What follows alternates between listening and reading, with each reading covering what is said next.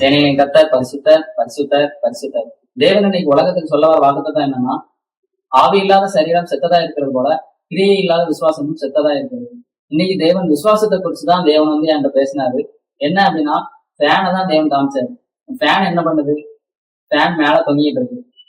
அது எவ்வளவு வெயிட்டா இருக்கும்? ஃபேன் எப்படியும் ஒரு 2 கிலோ 3 கிலோவாவது இருக்கும். நம்ம ஃபேனுக்கு கீழே தான் உட்காடுறோம், ஃபேனை போடுறோம், நம்ம அந்த ஃபேன்ல இருந்து வர்ற காற்றை நம்ம அனுபவிக்கிறோம். நம்ம அதை பயப்படாம நம்ம கீழே உட்காடுறோம். விசுவாசம் தான். அது மேல வைக்கிற ஒரு நம்பிக்கை, அது மேல வைக்கிற ஒரு விசுவாசம், கீழே விடாது அப்படின்னு. அதை எது பிடிச்சிட்டு இருக்குன்னு தெரியுமா? சின்ன போல்டு, சின்ன நட்டு, இதுதான் பிடிச்சிட்டு இருக்கு. தேவன் அன்னைக்கு அதை தான் உணர்த்துறாரு. என்ன அப்படின்னா, இயேசுவும் சிலுவையில எல்லாமே செஞ்சு முடிச்சு நம்மளுக்கு வர்ற எதிர்மறையான சூழ்நிலைகள் எல்லாவற்றையும் தேவன் பிடிச்சு வச்சிருக்கிறாரு.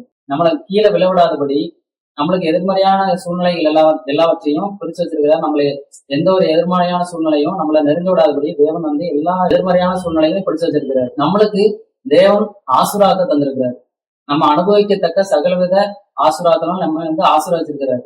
கிறிஸ்துவுக்குள் உன்னதங்களில் சகலவித ஆசீர்வாதமும் தேவன் நம்ம ஆசீர்வதிச்சிருக்கிறார். இப்ப இதுல இருந்து என்ன சொல்ல வரேன் அப்படின்னா, எப்படி நம்ம ஃபேன் கீழே விழுந்துரும் அப்படிங்கிற ஒரு பயம் கூட இல்லாம அது மேல நம்பிக்கை வச்சு நம்ம ஃபேனை போட்டு அந்த ஆசீர்வாதத்தை நம்ம அடையிறோமோ, அந்த ஃபேன்ல இருந்து வர்ற காத்தை நம்ம அனுபவிக்கிறோமோ, அதே போலதான் தேவன் நம்மளுக்குன்னு சிலுவையில தந்த ஆசீர்வாதத்தை நம்ம விசுவாசத்தினால அனுபவிக்கணும். இயேசுவின் நாமத்தினால. ஃபேன் கீழே விடாது அப்படின்னு நம்பிக்கையில நம்மளுக்கு ஃபேனை போட்டு அந்த ஆசீர்வாதத்தை அடையிறோமோ, அதே மாதிரி தேவன் எனக்கு வர்ற எதிர்மறையான சூழ்நிலைகளை தேவன் பிடிச்சு வச்சிருக்கிறாரு. நம்மளுக்கு வர்ற எல்லா கெட்ட காரியங்களையும், நம்மளுக்கு வர்ற எல்லா தீமைகளையும் தேவன் பிடிச்சு வச்சிருக்கிறாரு. நம்மளுக்கு ஆசீர்வாதத்தை கொடுத்திருக்கிறாரு அப்படிங்கிற அந்த ஒரு நம்பிக்கையில நம்ம உலகத்துல செயல்படும் போதுதான் நம்ம அந்த ஆசீர்வாதத்தை அடைய முடியும். தேவன் ஒவ்வொருத்தங்களுக்கும் ஒவ்வொரு காரியத்தை கொடுத்திருக்கிறாரு. நம்மளுக்கு தந்த வேலையா இருக்கட்டும், நம்மள தேவன் அழைப்பா இருக்கட்டும், எதா இருக்கட்டும், நம்ம அந்த விசுவாசத்தோட நம்ம அந்த காரியத்தை செய்யும் போது தேவன் நம்மளுக்கு ஆசீர்வாதத்தை கொடுக்குறாரு.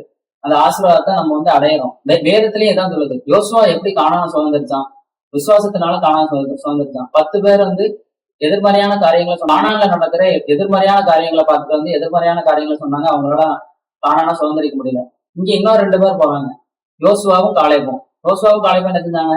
விசுவாசிச்சாங்க. தேவன் தருவேன்னு சொன்ன அந்த கானான விசுவாசிச்சதுனால, தேவனோட வார்த்தையை விசுவாசிச்சதுனால, தேவன் தருவேன்னு சொல்லிட்டாரு, நான் போய் அனுபவிக்க போறேன் அப்படின்னு போய் அனுபவிச்சுட்டாங்க. அதே மாதிரிதான் நிறைய வாக்குத்தத்தங்கள். தேவன் நமக்கு நிறைய வாக்குத்தத்தங்கள் கொடுத்திருக்கிறாரு.